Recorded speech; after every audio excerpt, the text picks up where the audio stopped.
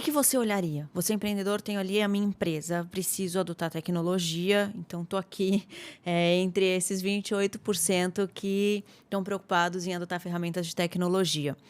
Por onde eu começo, né? Perfeito. Porque dá aquela ansiedade até de, meu Deus, eu preciso colocar muita coisa aqui, eu preciso melhorar, eu preciso ser mais competitivo, mais É, eficiente.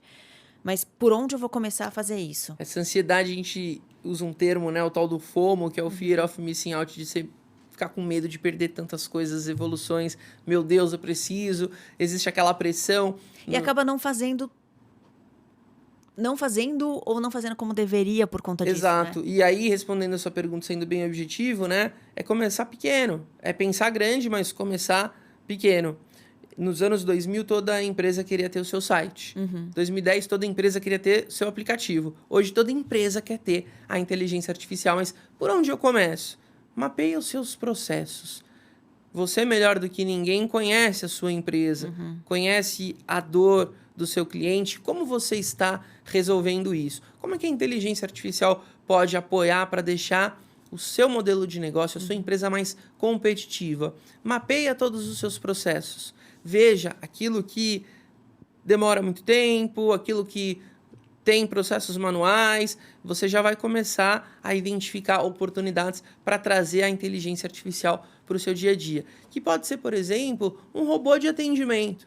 Há 10 anos atrás, quando você mandava um olá para o chatbot, ele te respondia, mas se você falasse, e aí, beleza? Ele respondia, não sou capaz de entender o que você está falando. Hoje, com o avanço da IA generativa, com contexto e tudo mais, ele aprendeu que o e aí, beleza, é uma forma de saudação. Ele consegue fazer essa interação e muitas pessoas acabam na dúvida, será que eu estou falando com um humano? Será que eu estou falando com um robô? Ele pode automatizar muitos desses processos, de repente qualificar uma oportunidade antes de passar para o vendedor. Então vamos imaginar que uma empresa ela recebe 100 leads por semana, né? Trabalhar com números hipotéticos. E aquele vendedor ele gasta tanto tempo lapidando esses 100 para chegar em 10 que vão avançar para uma oportunidade e ele conseguir vender para 2.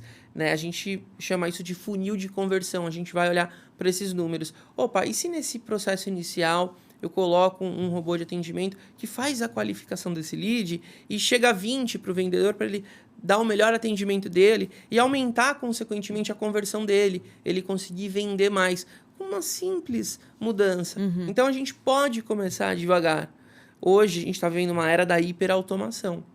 A gente está falando de superagentes, que é um exército de robôs que se conversam para resolver problemas do seu negócio. Mas não é do dia para a noite que você vai implementar isso na sua empresa. É começar pequeno, é estudar, entender mais sobre esse assunto, entender o potencial das ferramentas.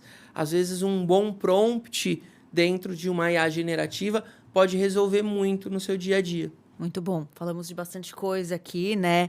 E um ponto que pode ser interessante, que está dentro disso que você falou, né, de começar aos poucos e tal, é de repente olhar para o que gera receita para você, né? Você deu o exemplo do chatbot, fazer o filtro ali para então enviar para o vendedor. É isso, né? De repente você aumenta a sua receita com a inteligência artificial ali e começa a escalar a implantação de tecnologia em outras áreas, né? De repente, um olhar que você pode ter é justamente esse, né? Onde eu vou colocar tecnologia que vai aumentar minha produtividade e também minha receita, né?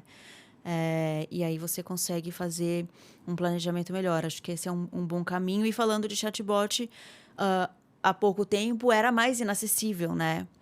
Hoje está muito acessível e tem, inclusive, empresas e startups com serviços voltados para pequenas e médias empresas, Exatamente. Antes você dependia de um desenvolvedor criar algo do zero, utilizar assistentes pessoais, né? Então você tem grandes players, né, no mercado. A IBM com o Watson, há 8 anos atrás, mais ou menos, explodiu com chatbots em todo o Brasil.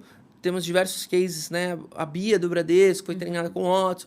Mas, enfim, você tinha uma curva de aprendizado muito grande em comparação ao que temos nos serviços atuais. Né? Você destacou que existem hoje diversas startups que estão ofertando esse serviço para uma pequena e média empresa, que consegue subir uma base de conhecimento, ajuda no input, no treinamento, porque a gente tem que lembrar o seguinte: eu vou colocar o chatbot na minha empresa. Tá, ele é como se fosse um funcionário da sua empresa. Vai ter que treiná-lo, né? Você tem que treinar ele. Você tem que entender que você é responsável pelas respostas que esse chatbot vai dar para o seu cliente.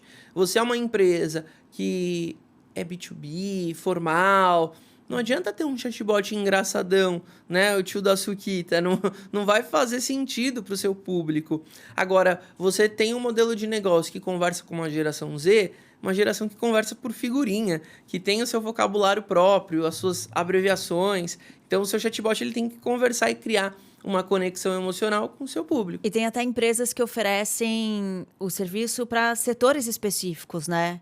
Então, é um serviço para a área da saúde, é um Sim. serviço para Engenharia, finanças. escritório de advocacia. Enfim, Exato. tem empresas que oferecem isso bem nichado, assim. Você falou dos prompts. A gente fala muito de inteligência artificial hoje. E aí a minha percepção é que a gente fala muito do ChatGPT. Então fica muito focado naquilo ali. E a gente entende que o ChatGPT vai fazer textos pra gente e o pessoal pensa que isso aqui vai funcionar para o marketing ou para rede social, né? Para essa comunicação específica, pensando no empreendedor, né? Minha impressão é essa, assim. Então a gente usa isso aqui no marketing, é isso aí. Mas não é só isso, né? Não. E assim, só isso já gera muita coisa legal, né? Se a gente usar direito. Mas não é só isso. A generativa não é só o ChatGPT. Existem outras ferramentas que as empresas estão colocando no seu dia a dia para ter mais produtividade, para reduzir custos, para aumentar a eficiência e ter ali novas receitas, né? Novas fontes de receita, inclusive. Eu gosto muito de dar algumas dicas sobre essa questão da engenharia de prompt. Me perguntavam no passado, lá em 2022, Gustavo, é uma nova profissão, o engenheiro de prompt? E vamos explicar o que é prompt, né? De repente, para quem não sabe ainda, quando você entra no ChatGPT, por exemplo, e vai escrever ali o que ele precisa fazer para você, aquilo é o prompt. Exato, né? um conjunto de instruções, né? Para ficar mais claro, né? Ser mais objetivo. Quando a gente fala, né, do engenheiro de prompt, é aquele profissional que está construindo novas instruções e está conseguindo extrair resultados assim acima da média. E eu respondi assim: sim e não. A curto prazo pode até ser uma profissão, mas eu particularmente não acredito que uma empresa vai contratar pessoas para ficar interagindo com a inteligência artificial. Eu enxergo isso muito mais como uma habilidade desse novo profissional. Hard skill ou soft skill? Um pouco dos dois, porque existem técnicas avançadas, mas a maioria passa pela soft skill. A geração Y, né, a nossa geração, a geração Y, a geração X, é uma geração que pesquisas apontam que leu mais do que a geração Z. Então, é natural que essa geração tenha um vocabulário maior e isso vai ser muito bem visto dentro do campo da inteligência artificial generativa. Então, eu falo que a engenharia de prompt é muito mais soft skill, aquela aula de redação que a gente teve no colégio que falava sobre contexto, sobre ter ali sentido. E se a pessoa ela quer ter resultados extraordinários em ferramentas como Gemini do Google, ChatGPT, entre outros, anota essas dicas. Primeiro ponto, persona. Quem é você? Quem é a sua empresa? Segundo ponto, o que você deseja? Qual que é o seu ponto de saída? O que você espera da inteligência artificial? Porque não é mágica. Ela não vai adivinhar o que você quer. Então, dado essa persona, conta uma historinha, que aqui a gente vai chamar de contexto. Contextualiza a pessoa da situação. Sou um profissional de marketing e estou numa empresa que vende produtos para a indústria agrícola. Dá lá o contexto. Próximo passo: formato e tarefa. Formato: responda um e-mail. E-mail, formato. Responder, tarefa. Tarefa sempre vai estar alinhada ali com um verbo. Crie uma lista. Responda um e-mail. Escreva uma mensagem. Onde? No WhatsApp. use emojis, fale com a geração Z. Dá um exemplo da mensagem que você espera. E o final aqui, a cerejinha do bolo, é o tom. Use uma linguagem empática, seja educado, enfim, dá para você adaptar esse prompt e ter excelentes resultados. Muito bom. E tem um ponto importante disso, do que você falou que eu achei interessante, que é saiba, diga o que você quer. Exato. Então, antes de você saber dizer o que você quer para a inteligência artificial, você precisa saber o que você quer, né? Então, saber onde você quer chegar, saber o que você quer daquela tarefa. Exato. Então, não adianta simplesmente sair usando, né? Eu vou pegar aqui, vou fazendo de qualquer jeito, porque não vai levar a lugar nenhum. Né? Exato. Se você fizer de qualquer jeito, o que o ChatGPT e entre outras ferramentas vai te devolver? Qualquer coisa. Eu coloquei qualquer coisa, saiu qualquer coisa. É batata. A lição que fica aqui não é o que você pede, mas sim como você pede. Para saber orientar aquela ferramenta, né? Tem uma coisa que ninguém nunca me perguntou sobre isso, mas eu tenho a impressão que pode ser uma questão para pequenas e médias empresas, que é em relação às soluções que ela contrata. Então, ela precisa de um software ali na gestão do caixa, ela precisa, né, enfim, são softwares que ela usa para a gestão da empresa ou para agendamentos, né? Cada modelo de negócio ali vai ter a sua necessidade em relação a isso. Quando ela vai contratar uma ferramenta, ela deve levar em conta a preocupação com a inteligência artificial? Ou, eu já uso essa ferramenta, mas é um software antigo, a empresa nossa atualizou, eu devo me preocupar que eu não vou conseguir adequar a minha operação ao uso da inteligência artificial? Com certeza. É como se você tivesse um carro antigo, mas você acompanha ali a montadora que está fabricando novos modelos, mais atualizados com o mercado. Então, se você percebe que aquela empresa já não dá mais o suporte que você precisa, você vai ficando para trás. E nós falamos aqui no começo do podcast sobre a velocidade dessa nova era. Então, cada vez mais rápido você vai ficar para trás se você não se atualizar e não ter esse tipo de preocupação com essas ferramentas. Finalzinho de 2024, tivemos uma declaração polêmica do Satya Nadella, que hoje é o presidente global da Microsoft, onde ele diz que o Software as a Service, né, o famoso SaaS, aquele software que está na nuvem, eu não preciso instalar, ele não precisa estar local na minha máquina, vai morrer. Ele falou que a inteligência artificial vai substituir. É uma frase um pouco radical, mas a minha visão é que essas empresas, na verdade, não é que elas vão morrer, elas vão se adaptar. Porque se não se adaptar, vão morrer. Então, as empresas de software, elas vão estar embarcando essa IA generativa que hoje a gente busca em 4, 5 sites, 4, 5 ferramentas dentro do software dela, para trazer insights, para entender um pouco mais da base de clientes, criar ofertas personalizadas. Essa hiperpersonalização é uma outra grande tendência. Se há 10 anos atrás você selecionava uma base de e-mails e disparava um e-mail marketing, hoje em dia isso não faz mais sentido. E hoje eu consigo mandar para o Gustavo, né? Mandar para a Juliana com a ajuda da inteligência artificial. Sabe que o iFood faz? Posso contar aqui para você esse segredo? Claro. Um bom segredo, né? Não é novidade, né? Mas às vezes as pessoas, grande massa, né? Fora da nossa bolha, acredita que, nossa, está falando comigo e tudo. E tá, no fundo tá.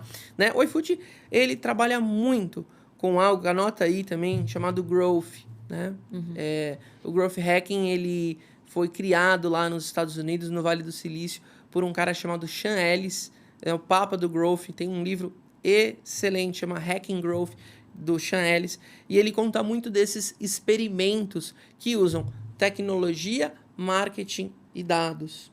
Então, lá no iFood, você tem um time que está olhando para esses 3 pilares, tecnologia, marketing e dados. Na tecnologia, o profissional sabe que existe um recurso nos aplicativos chamado Push Notification, que é quando você está ali mexendo no celular e recebe uma notificação. O iFood, ele trabalha com marketing muito forte e com dados. Essa parte de dados, ele sabe que a Juliana, toda quinta-feira, pede pizza às 8 horas da noite, entre 8 e 9 horas. E o Gustavo, toda sexta-feira, hoje é sexta, é o dia do hambúrguer em casa, a gente pede toda sexta-feira, mais ou menos umas 10 horas hambúrguer. Então ele vai separar ali clusters, né? Grupos de pessoas que se assemelham. Isso a inteligência artificial faz. O Gustavo, ele tá pedindo hambúrguer toda sexta-feira das 9 às 10, o iFood sabe que 8 e meia ele vai estar com fome. Então, a inteligência artificial, os algoritmos, já vão encaminhar uma notificação para ele. E uma notificação, falando de comida saudável, jamais. Vai falar, opa, que tal aqui um hambúrguer com frete grátis? Então, você está unindo o poder do marketing, que é a comunicação, uma mensagem personalizada, às vezes alguma brincadeirinha, alguma coisa que você fala, putz, frete grátis, né? E você consegue atingir esse público. E você acha que hoje, com o avanço da tecnologia e ela se tornando mais acessível, uma pequena empresa já consegue fazer pelo menos quase isso? Consegue. Se você tem a ferramenta certa e principalmente os dados, mais uma vez, eu reforço aqui, não adianta ter ferramenta e você não ter dados. Eu vejo hoje muitas empresas pequenas sofrendo ainda por conta dessa gestão de dados. E é o que a gente chama de cultura data-driven. É virar uma chavinha e ter essa política. Ah, eu chego em empresas para fazer consultorias. Onde estão aqui os dados? Ah, tá no WhatsApp de um vendedor, tá nesse caderninho aqui, tá nessa planilha de Excel. Mas e o seu sistema que você está pagando caro todo mês para ter?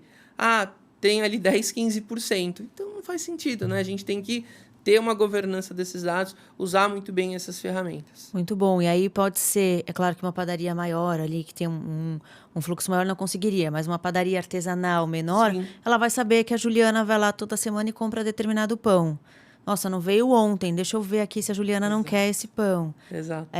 Uma clínica pode falar, olha, tá chegando aqui o momento de você fazer seu check-up. Exato. Você já fez, não fez? Pode vir fazer com a gente, sei lá, né? Exato. E-commerce hoje faz muito isso, produtos de beleza, né? Sabem a média, eles calculam a média, o quanto que você gastou de produto entre uma compra e outra. Então, sabe que 2 meses é o tempo que você usou ali o seu shampoo. Então, opa, daqui 1 mês e meio, o sistema já vai mandar uma notificação. Ó, já está acabando o seu shampoo, viu?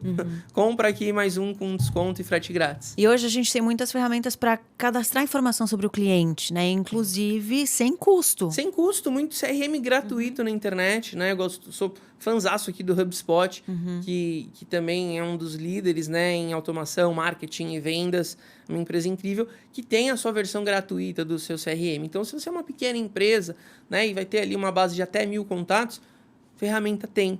A cloud computing facilitou muito a nossa vida ao longo dos anos. Se antes nós precisávamos comprar um software, gastar com servidores, hoje em dia você consegue ter tudo isso de fácil acesso, né? Você consegue criar uma startup em menos de uma semana usando essas ferramentas, cloud e principalmente a IA generativa. Interessante, né? Porque a gente fala muito de tecnologia, tá tudo muito mais acessível. Eu falo em relação a custo, né? Muito mais acessível. Mas quando a gente fala de um empreendedor ou alguém que quer começar um negócio, né? A gente ainda tem, ou a pessoa pensa que para ela estar atualizada, ela vai ter que oferecer uma solução de tecnologia e também não é isso. Ou você tá com aquela pessoa que vai abrir um negócio tradicional, mas do jeito tradicional. E você não precisa ter um negócio tradicional com o seu modelo tradicional, né? Você pode ser uma padaria que vai usar muita tecnologia nos seus processos para ser mais eficiente para atender o cliente, por exemplo, né?